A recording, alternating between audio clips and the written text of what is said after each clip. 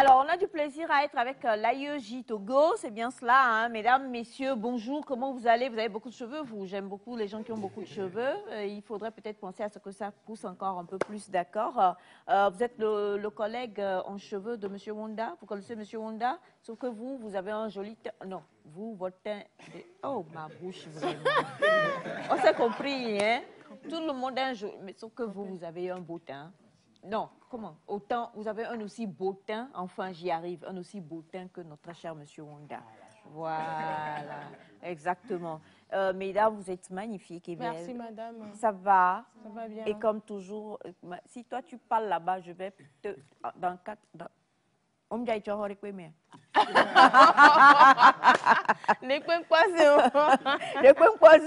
c'est une opportunité. Il faut aller manger. Alors, l'AEJ est avec nous et avant que même mesdames vous présentiez, on va commencer par la figure de Poukou Kone. Comment vous allez? Je vais bien, Aïcha. Bonjour. Bonjour à tout le plateau. Bonjour. C'est un plaisir d'être là. D'accord. Alors, AEJ, qu'est-ce que c'est? AEJ Togo. AEJ Togo, on a eu la chance d'arriver ici plusieurs fois. Association internationale des étudiants juristes, notamment la branche togolaise. Donc, nous sommes engagés pour la promotion du droit. C'est très important. Donc, vous allez nous dire tout à l'heure si madame, on peut porter plainte contre madame parce qu'elle a touché le portable de son chéri. Hein. Mais on va commencer quand même par l'équipe. On va laisser les dames se présenter. Alors, bonjour Aïcha, bonjour à tout le plateau. Bonjour. Je suis Pierrette Adjo Midresso, je suis membre actif à AEJ Togo. Merci, bonjour à tous, bonjour madame. Et je suis Marie-Claire Enyonam Avla, je suis étudiante en parcours licence droit et je suis commissaire adjointe au commissariat des affaires sociaux culturelles à l'AEJ Togo. Monsieur doit porter plainte contre madame, il faut garder le micro. Il ne faut pas oublier que vous êtes une madame en devenir. Je vous taquine. Alors, bonjour les amis. Bonjour Aïcha, bonjour à tous et à toutes. Alors moi c'est Essoé Ossignan, donc je suis juriste et commissaire aux affaires académiques de l'AEJ. Vos histoires de commissaire là, faut pas, nous, quand vous dites commissaire, nous cœurs sautés. Non, pas commissaire de l'armée. Non, moi je me réjouissais parce que M. Ama a volé le mouton de Batiana pour la donc, on cherchait quelqu'un pour l'arrêter, mais malheureusement ce n'est pas ce genre de commissaire. Voilà. Bonjour cher ami. Bonjour madame, bonjour à tout le monde. Je suis Augustin Kodjovi Gozo. Je suis étudiant en master justice et droit du procès à l'université de Kara et je suis membre actif de l'AEJ Togo. Yeah. Vous avez mis les bretelles, hein? C'est bien. C'est que quand vous êtes au tribunal, vous allez tirer comme ça. Alors, monsieur le juge, j'ai l'honneur. Je regarde trop de... Essayez, je vais voir. Tirez un peu. Comme ça. Yeah! Alors, non, mais vous, non, comment ça? Venez à côté de... Monsieur Onda, venez là. Vous aussi, venez. On va voir qui a plus de cheveux que son frère. Je démissionne. Merci pour l'honnêteté. Alors, je vous laisse vous présenter aussi. Alors bonjour. Bonjour. Je suis très ravi de passer dans cette émission. Je suis Néglokwe Adjevi Obed. Donc je suis aussi, je vais péter les bretelles comme mon ami, comme les juristes, on aime s'habiller. On est à l'AEJ Togo, je suis responsable de la commission OADA, le droit des affaires. D'accord, ça marche. Donc, cheveux 1, cheveux 2, c'est parti. Alors, rapidement, aujourd'hui, nous allons parler de la transidentité en Afrique. Quand on parle de transidentité, rapidement, qu'est-ce que nous pourrons comprendre de ça? D'accord, merci. Le sujet, il peut paraître tabou, mais en tant que juriste, on doit toucher du doigt tout ce qui est fait social. La transidentité, c'est tout simplement ces personnes-là qui ont biologiquement un sexe, mais qui, dans leur esprit, se retrouvent à penser plutôt qu'ils sont de l'autre côté. Prenons par exemple un homme. Biologiquement, vous êtes un homme, mais dans votre tête, en esprit, vous êtes convaincu que vous êtes une femme. C'est un fait social. Et il y a de ces personnes. Comment on l'appréhende? Donc c'est là toute la question. Mademoiselle. Non, moi je suis monsieur. Dans ma tête. Dans mon corps. Donc ça, apparemment, recours au wokisme, comme on le dit. Wokisme. Wokisme, c'est un terme qui est péjoratif aujourd'hui, hein, j'ai envie de dire. Donc on va parler dans ce sens, mais on va aller plutôt du fait que psychologiquement, il y a effectivement de ces gens-là qui sont convaincus qu'ils sont de l'autre côté, alors que biologiquement, ils sont d'un côté. Alors, qu'est-ce qui se passe au niveau juridique pour quelqu'un comme ça? Parce que quand nous naissons, nous déclarons nos enfants, en fait. Enfin, quand nous naissons, nous déclarons nos enfants. Quand nos enfants naissent, on les déclare. Comment nous naissons, nous déclarons nos enfants? Franchement, tellement moi-même, ma bouche est oukou, ça va. Alors, quand quelqu'un naît et qu'on le déclare, en fait, on le déclare selon le sexe que nous, on a vu. Ou en tout cas que le pédiatre, enfin le gynécologue, l'obstétricien, tout ce que vous voulez, a vu. Et donc, à partir de ce moment, lui, on va dire, cheveux de henné, rassurez-moi, c'est...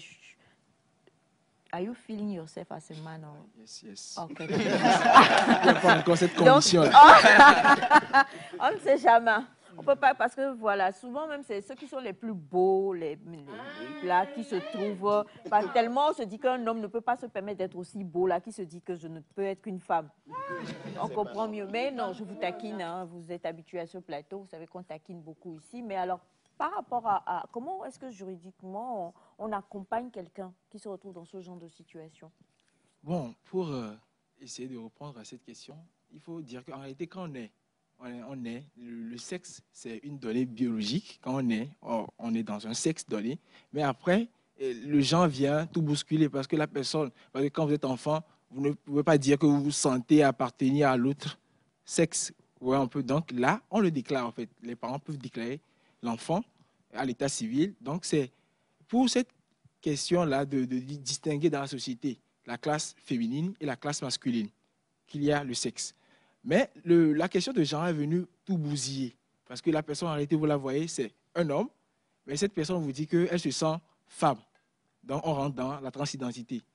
Donc, en droit, la question ne se pose pas lorsqu'on est dans le transgenre. La personne se sent comme l'autre sexe. Mais est-ce que la personne-là fait des actions qui vont à l'encontre de l'ordre public, au fait? Du moment où la personne ne renverse pas l'ordre public, une question ne se pose pas, en fait. La personne, c'est sa conviction, parce que même la Constitution protège les convictions. Donc, en tant que parent, je ne peux pas porter plainte contre ma fille qui veut devenir un garçon. Désolée, hein, puisque vous dites que parlons cru. Pour que pas cru, mais en tout cas parlons terre à terre pour que nos téléspectateurs puissent comprendre de quoi est-ce que nous sommes en train de parler. On peut ou pas?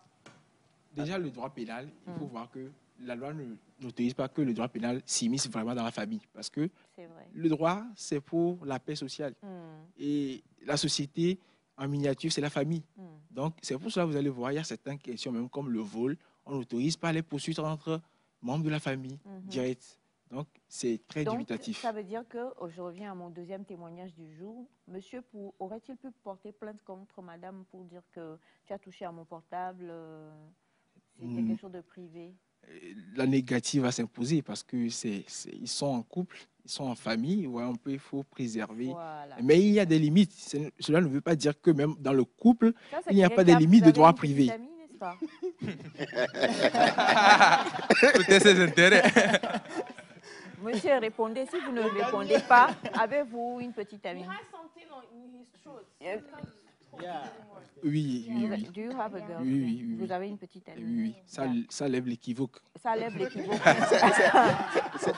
C'est officiel. Hein? C'est officiel. Hein? Merci beaucoup, cher. Je l'aime. Hein? D'accord. Monsieur Honda. Alors, est-ce que vous êtes d'accord avec ce mouvement, dire que la personne est transidentitaire? Donc, est-ce que... Non, comment ils vont être d'accord? Vous voulez que... Ça, c'est l'avis de chacun. Oui, madame. Merci. Déjà, moi, j'aimerais dire que ces personnes-là, en fait, c'est pas des gens qu'il faudrait qu'on persécute du moment où elles sont dans leur conviction que je ne me sens pas dans mon corps de femme, moi, j'aimerais être un homme, moi, j'aimerais être une femme et tout. C'est pas des personnes qu'on devrait persécuter. C'est pas des personnes qu'on devrait pointer du doigt dans la société, puisque la plupart du temps, les gens ont tendance à identifier ces gens-là aux homosexuels. Tu vois un garçon maintenant qui s'habille comme une fille, directement, on le pointe, on dit qu'il est pédé. En fait, tout ça, c'est pas très bien, quoi. Mais étant donné que nous sommes dans une société culturelle africaine, comment est-ce que nous pourrons, parce que ça ne fait pas partie de nos normes, comment est-ce que nous pourrons amener ces genres de personnes à nos normes africaines? Alors, sur la question, elle a dit un truc qui est bien intéressant, c'est que ceux qui sont transgenres ne sont pas forcément homosexuels. Mais aujourd'hui, quand on fait le débat, place carrément le débat vers l'homosexualité. Donc, dans un premier temps, c'est de reconnaître cette personne qui est transgenre, elle n'est pas forcément homosexuelle. Elle s'identifie à un autre genre alors qu'elle a un sexe différent. Donc, parfois, c'est psychologique. Peut-être il faudra accompagner cette personne donc, avec des soins où ça ne peut pas s'arranger dans certaines situations. Donc, dans ce contexte, il sera difficile d'amener cette personne à nos normes parce que c'est mental. Vous voyez, soit on aide la personne avec des rééducations et tout cela, mais si ça ne s'arrange pas, on ne peut pas mettre cette personne à l'écart de la société.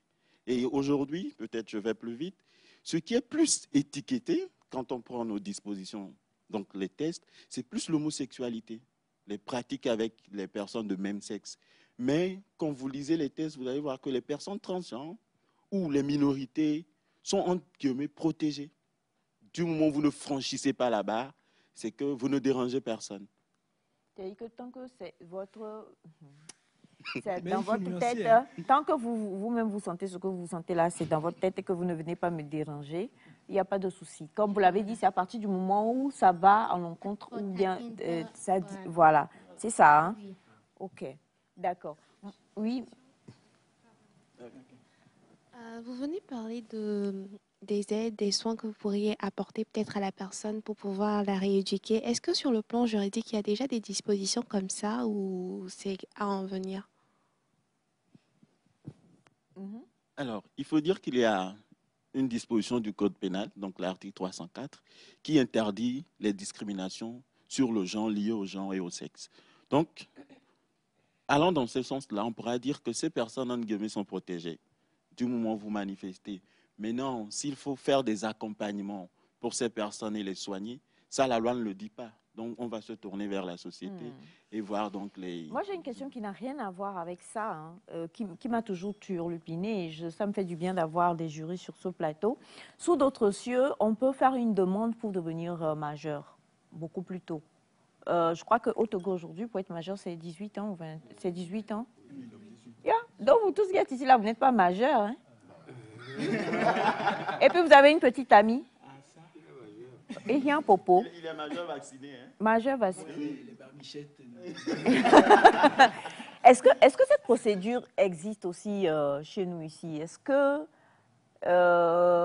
quelqu'un peut faire une demande pour être plus vite majeur suite à certaines circonstances lourdes? Oui, je pense que le droit togolais le prévoit. C'est ce qu'on appelle l'émancipation. Et ce n'est pas que la personne fait la procédure pour devenir majeur, mais c'est pour anticiper ses droits de majorité. Ouais, c'est-à-dire que ce qu'on va lui refuser, parce que tant que vous n'êtes pas majeur, c'est-à-dire que ce sont vos parents, enfin ceux qui sont responsables de vous, qui... Il y a une incapacité juridique par rapport à certains actes. Vous ne pouvez pas accomplir certains actes. Par exemple, vous mariez, ça c'est encore bien. Toi, tu vas encore être majeur pour 5 ans. Ensuite...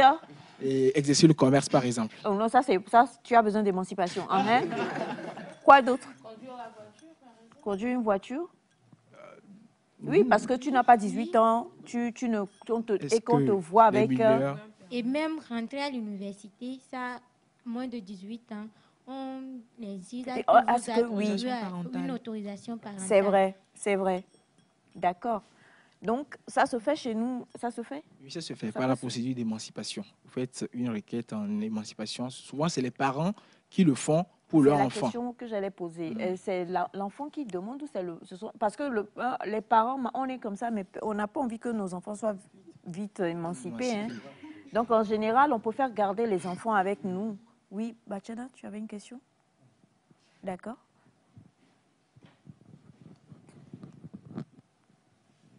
Oui. Que pensez-vous de celui qui, dans le quartier, il ne pratique pas l'homosexualité, mais il s'habille toujours, c'est un homme, mais il s'habille toujours en femme. Est-ce que ce n'est pas un crime sur la population du quartier? Parce que moi, je trouve qu'il trouble. Voilà, plutôt un trouble. Il trouble la vie de la population du quartier. Merci beaucoup. Donc, nous, comme on est juristes, on va s'attaquer au fait que vous avez qualifié la chose de crime. En droit, il y a ce principe-là de la légalité criminelle. Le crime, c'est le législateur qui le définit. Voilà. C'est le législateur qui prévoit certains comportements d'avance. Parce que, comme le disait Portalis, la loi doit avertir avant de frapper. Donc, il faut que on dit nul n'est censé ignorer la loi. Il faut que les citoyens lambda... Notre loi là ne dit pas que si tout de suite demain, en revenant au plateau, vous venez avec une magnifique robe comme celle de madame, en blanc-noir, je puisse dire quoi que ce soit. Bon, est-ce que les tests le disent? C'est ça, c'est là où j'en viens en fait. Donc, il faut que les tests le prévoient clairement. Voilà, on peut que le fait de s'habiller... Quelle horreur! Le fait de s'habiller dans les travestis, et que ce soit un délit, par exemple. Okay. Donc, lorsque les tests ne le disent pas, et ce n'est pas une infraction, c'est ça. Trouble à l'ordre public. Les troubles à en fait, ça l'ordre ne fait pas partie de ce qui est cité dans nos tests concernant les troubles à l'ordre public. Donc, même si c'est vrai, nous-mêmes, ça nous trouble, tant que ce n'est pas écrit noir sur blanc, dans nos tests-là, c'est que ça trouble, c'est clair. Mais pour le gérer, il y a une autre manière de le gérer. On ne peut pas prendre pour dire tel test alinéa 3, 2, dit que voilà ceci, et puis frapper la personne, enfin, sous le coup de la justice avec ça. Mais il a raison sur un plan. Même on a pratiquement la fin de l'ordre public. Il a raison. Ça peut constituer un trouble à l'ordre public. Pardon, on va refaire le. Je viens, s'il te plaît. Sur ce thème-là. Prenons un village. Un village. Il y a le chef du village. Et les notables, la population saisisse les notables que voilà telle personne. On parle de la juridiction. Oui, je viens. Telle personne fait ceci. On fait les enquêtes, on découvre qu'il fait ça.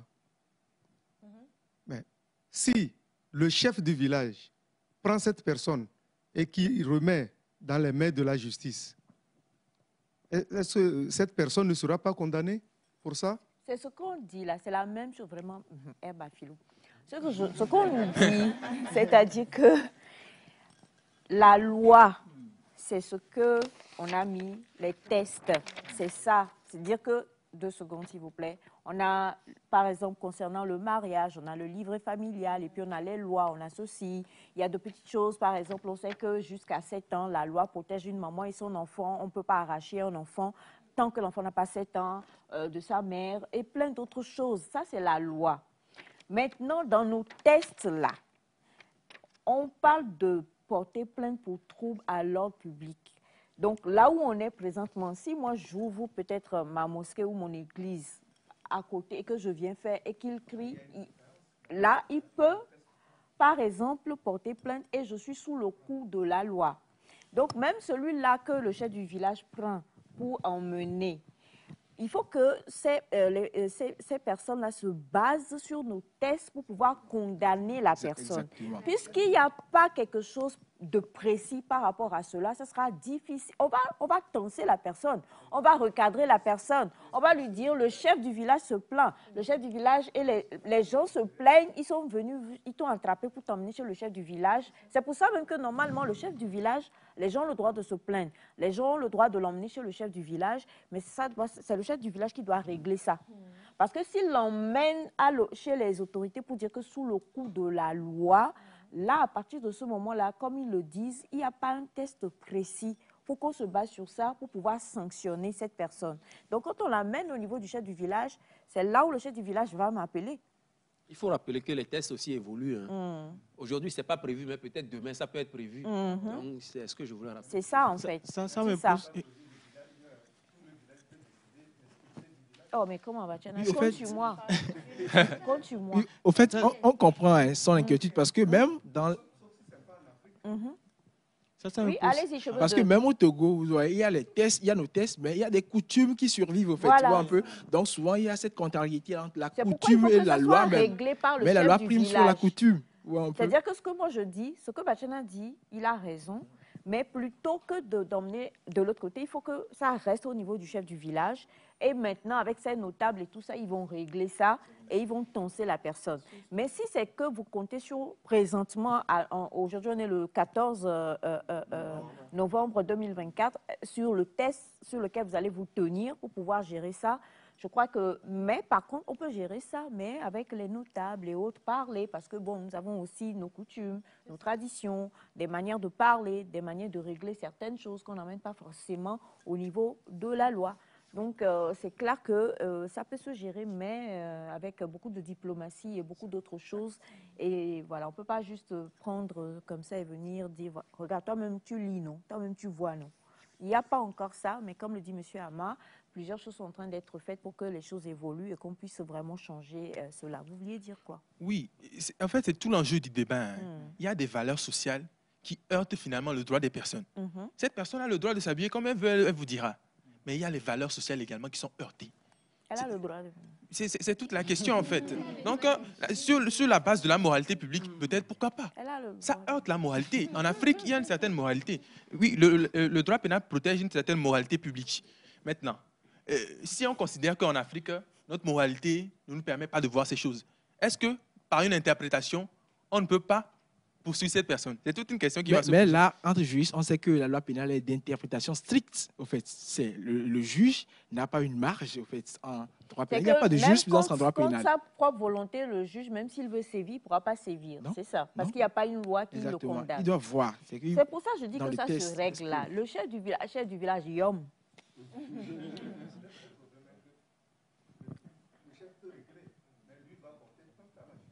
Pour dire, c'est vrai ce que Batiana dit, le chef peut régler, mais lui peut aller porter plainte pour dire que j'ai le droit de faire ce que je veux. Donc, petit à petit, encore heureux qu'on n'en trouve pas beaucoup, mais petit à petit, les choses sont en train de se faire et je crois qu'il va y avoir des tests.